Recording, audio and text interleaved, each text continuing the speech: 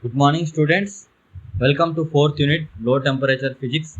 Today in this video we are going to discuss change of phase of first order and basic concepts related to low temperature physics, and then later liquid vapor curve, fusion curve, sublimation curve, and finally triple point and critical temperature. Change of phase of first order.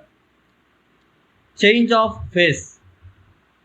We use this word for the transition of matter. The term phase is the equilibrium condition for a homogeneous substance. Example H2O, water. Have three phases: ice, water, and steam. We can say simply phases are the various state in which a material can exist. So now we will discuss what is first order phase change. We will discuss now. So before going to, we know that ice, which is a solid form of H2O, which is having temperature less than 0 degrees Celsius, so which means minus 26 degrees Celsius. When we supply heat energy, Q1 amount of heat energy, it changes to ice. We keep supplying heat Q1, it changes to ice at 0 degrees Celsius. Again we supply heat energy, Q2 amount of heat energy, it changes to water at 0 degrees Celsius. Here again we keep supplying heat energy Q3, then it reaches to water at 100 degrees Celsius. Again we keep supplying heat energy Q4, then here this 100 degrees water changes to 100 degrees Celsius steam.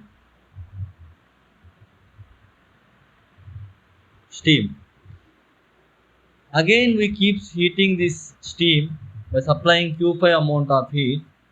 This steam becomes 100 plus degrees Celsius steam. We call steam as water vapor. Now here the amount of heat energy required to change 0 degrees ice to 0 degrees water is called latent heat of fusion.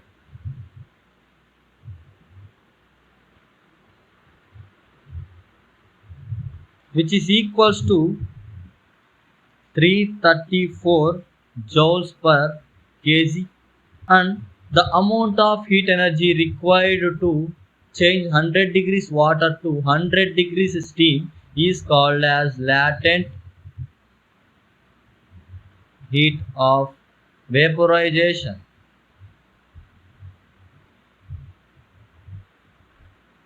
Equals to 2.26 into 10 to the power of 6 joules per kg. Here first order phase change is the one which is accompanied by the emission or absorption of heat without any change in temperature. Here there is no change in temperature. Heat is absorbing, and here absorbing heat or releasing heat. Such type of phase change is called first order phase change. Without change in temperature, heat is absorbed or released and changing its phase. Such phase changes is called first order phase change. Here this phase change is called first order phase change, and here also this phase change is called first order phase change. The remaining are called second order phase change. Here in first order phase change transitions that involves latent heat. During these transitions, the system absorbs or emits a fixed amount of heat per volume. 334 joules per fixed volume 1 kg is absorbed or released. When we transfer ice to water, it absorbs heat energy to break the molecules of ice. Here in solid states, the molecules of H2O are very close. Bonding is strong. To break this bond and to make it water, it absorbs heat energy. When we convert from water to ice,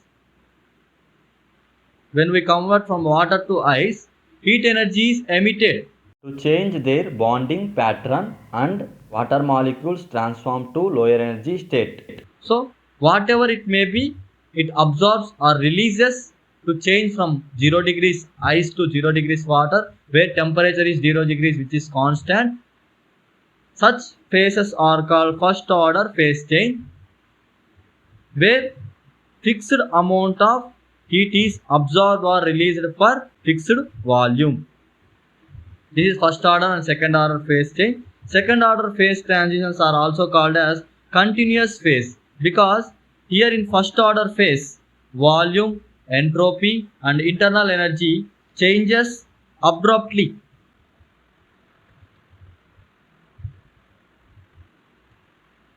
In second order, entropy, volume and internal energy changes continuously.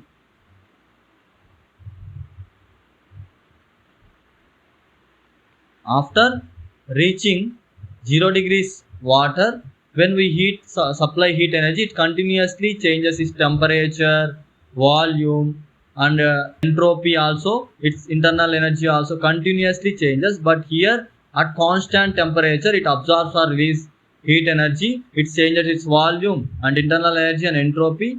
Completely it changes its state from liquid to solid or solid to liquid, or liquid to vapor or vapor to liquid. Such type of phase changes are called as first order phase change.